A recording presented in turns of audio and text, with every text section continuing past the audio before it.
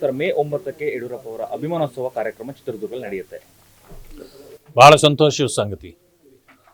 ದಕ್ಷಿಣ ಭಾರತದಲ್ಲೇ ಒಂದು ಭಾರತೀಯ ಜನತಾ ಪಕ್ಷಕ್ಕೆ ಆಯಾಮವನ್ನು ಸೃಷ್ಟಿ ಮಾಡಿಕೊಟ್ಟು ಎಲ್ಲ ಯುವಕರ ಪಡೆಯನ್ನು ಕಟ್ಟಿಕೊಂಡು ಸೈಕಲ್ಲಿನ ಮೇಲೆ ಹೋಗಿ ಬೀದಿ ಬೀದಿಗಳಲ್ಲಿ ತಮ್ಮ ಹೋರಾಟ ಮಾಡಿ ಜನರನ್ನು ಸೇರಿಸಿ ಪಕ್ಷ ಕಟ್ಟಿ ಅಧಿಕಾರಕ್ಕೆ ತಂದ ಒಂದು ಹೆಸರು ಮಾನ್ಯ ಯಡಿಯೂರಪ್ಪನವರಿಗಿದೆ.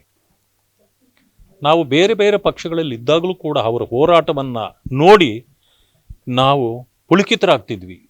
ಎಂತಹ ಹೋರಾಟ ಮಾಡ್ತಾರೆ.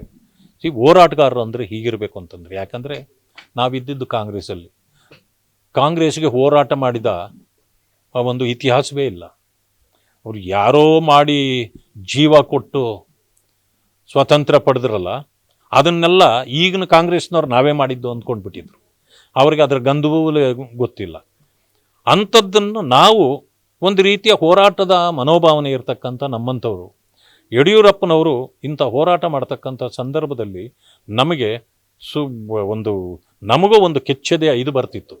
ಈ ಹೋರಾಟಗಾರರಂದರೆ ಹೀಗಿರಬೇಕು ಅಂತ. ಹೀಗೆ ಯುವಕರನ್ನು ಎಲ್ಲರನ್ನು ಸೇರಿಸ್ಕೊಂಡು ಅನೇಕರನ್ನು ಪಕ್ಷ ಕಟ್ಟಿ ದಕ್ಷಿಣ ಭಾರತದಲ್ಲಿಯೇ ಒಂದು BJPಗೆ ಆಯಾಮವನ್ನು ಸೃಷ್ಟಿ ಮಾಡಿದೆವು.